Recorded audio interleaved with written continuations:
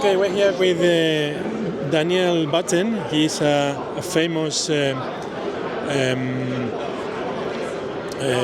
expert, shall I say, an expert in energy and renewables and the combination of mining Bitcoin and energy. So, Daniel, could you tell us a little bit about yourself? Yeah, sure. So my name is Daniel, and my background is in the technology sector. Ran a startup company, invested in some other startups, invested in climate tech, and then from there started to research Bitcoin mining, originally as a skeptic, but found out that actually it had a lot of very positive attributes for the environment, which was different to what people believed, particularly back in 2022. And now have set up a third fund, which is infrastructure investment, specializing in Bitcoin mining based on landfill gas. Right. So I see for Twitter and X you travel around a lot. Fair bit at conferences, yeah. But do you also explore countries or places where there is plenty of energy or cheap renewable energy? Yeah, all on landfills, so mostly in Latin America. So we're looking at places like Colombia, Costa Rica, where I live, Mexico, Guatemala, Paraguay potentially. And what kind of sources of energy are you looking for? Is it more landfills? 100% landfills, yeah. So we're not actually doing anything else at the moment. We're very supportive of other forms of renewable energy, based mining, and it makes a lot of sense, wind, solar, hydro. Yeah. But what we're focused on is from landfill gas, which is great for us because if it goes into the air, that's methane going into the air, contributing to climate change.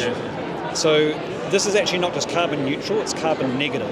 Yes. You're taking a form of pollution out of the air that would have contributed to climate change, and you're sending it to a generator, destroying that methane, at the same time creating energy not creating energy, but utilizing what would have been pollution, transforming it into energy for Bitcoin mining. Exactly.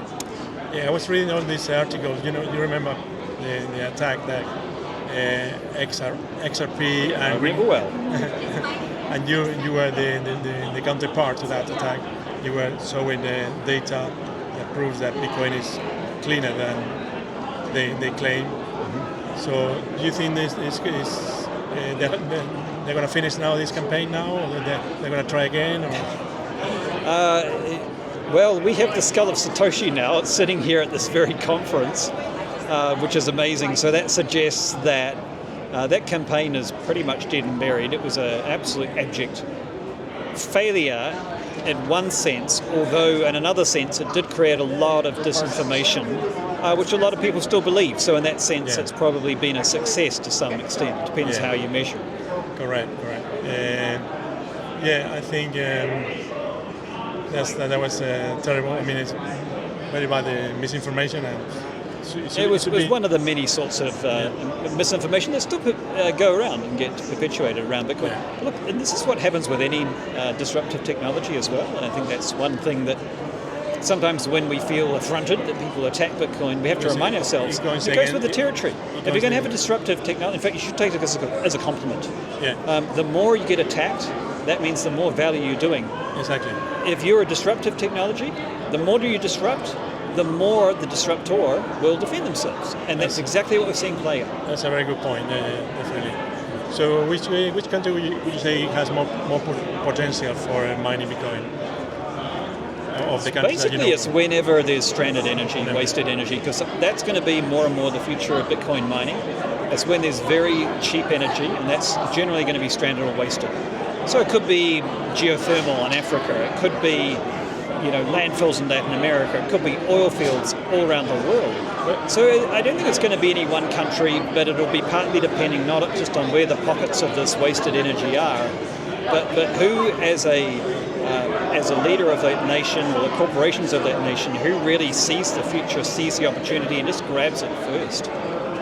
Yeah, so we could say that every country in the world has potentially stranded energy, a lot of it's right? Absolutely, because they produce in excess to guarantee supply, right? So if you have hydro, you're going to have wasted energy. If you have solar and wind, you're going to have wasted energy. If you have oil fields, you're going to hit natural gas. You're going to not always be near a gas pipeline, so that's going to be flared. You're going to have wasted energy. So it's going to be around the world. Geothermal, same thing. You're going to have wasted energy. Or you might even have a geothermal potential and you want to build a power plant, but you don't know how big to build it. And if you have Bitcoin mining, you can build it bigger as a power plant because you know you've got a customer who's going to be taking it from day one. Yeah. Do you find a lot of resistance from governments and regulations? It really depends on how curious they are. Right. The ones that are curious, they will embrace it very quickly.